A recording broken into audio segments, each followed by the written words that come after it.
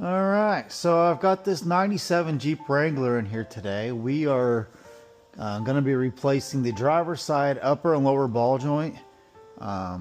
The passenger side seems tight, but I noticed when I came in this morning, I set it on the lift last night, that we've got some fluid here. It appears to be coming from, well, there's a little bit of antifreeze right here. But that doesn't look like what's on the ground here, is it?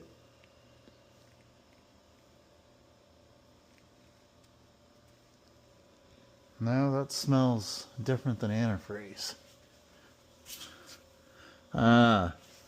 This hydraulic shock, probably the steering stabilizer shock. Yeah, right there you can see the fluid is about to drip. All right, as I'll show you here, this is the easy way to check these for a ball joint play. In between the axle U-joint and the axle itself, the ball joint here and the up there, come over to the passenger side and it's tight. There's no play.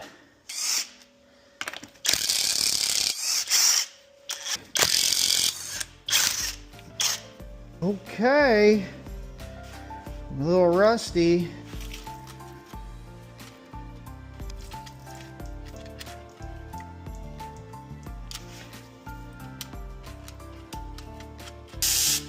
$12mm for the caliper. Take those loose.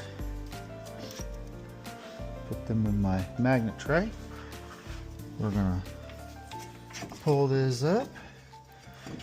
We're gonna hang the caliper. Let's see, right here's a good spot.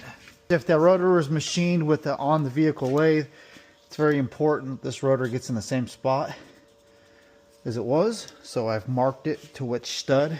Most technicians won't do that. I do it because if it was precisely machined, I want it to go back in the same spot. Straighten it up, see if we can get this to pull out nice and easy. Magnet.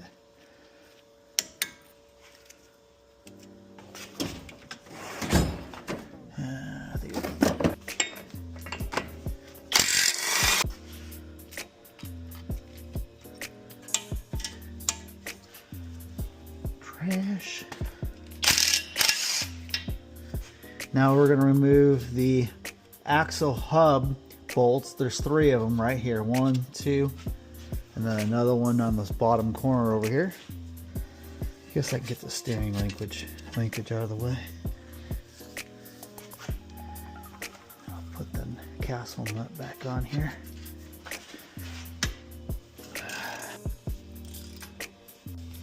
I believe these are right around 75-80 foot-pounds, so they're not extremely tight.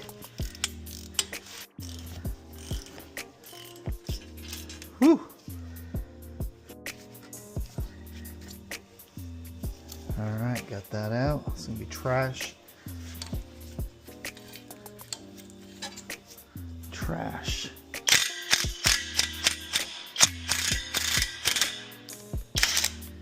I'm going to leave it on about 1.5 threads. Take this upper ball joint nut completely off. I left the lower one on about 1.5 threads.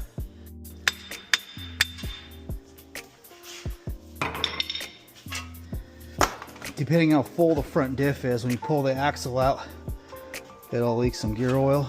And then when I pull these out, try to support them and not drag it.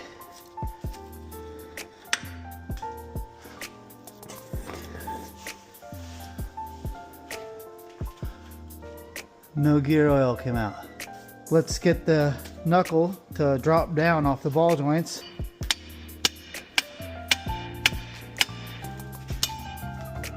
There we go. So now we can take our lower ball joint nut off.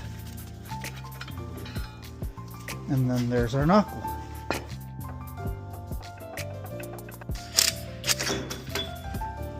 Look at that, nothing fell and hit the floor. It's going in like butter.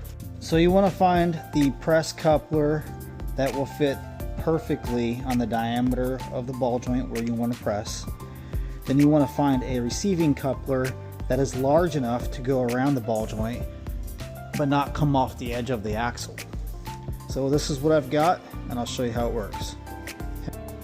So on the lower ball joint, you have to just leave this plug in there. We can't put the grease fitting or Zerk in it, because with the front axle U-joint, when it comes around, it'll just break it off. Boot's in good shape, nothing's torn. Awesome. I guess I'll put that lower boot on now.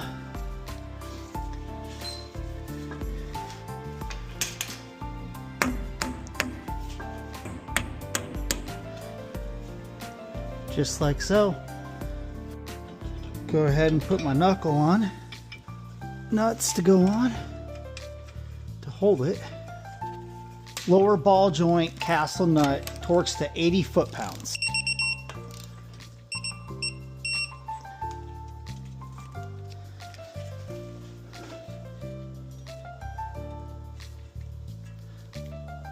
Making sure it still spins freely left and right. Now we're going to do the upper at 75 foot-pounds. Got the upper torqued, cotter pin going in.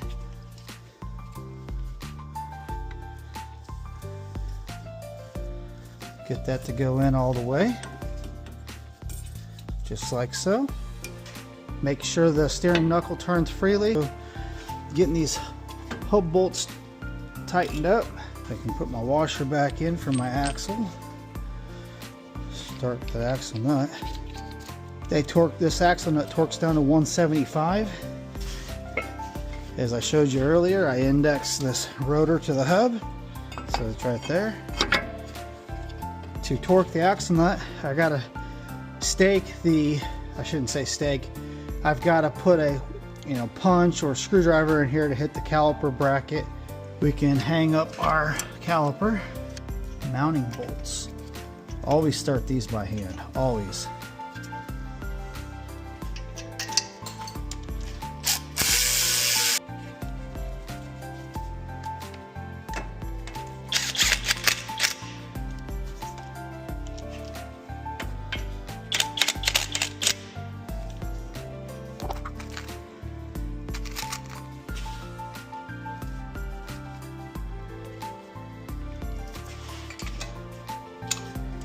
$175 it is.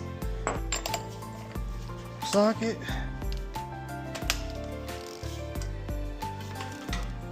Don't shear off cheap screwdriver.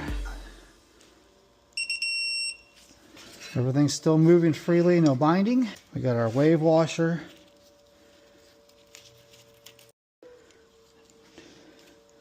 New cotter pin. Installing that grease fitting. I'm going down, just got to torque the wheel and go on a test drive.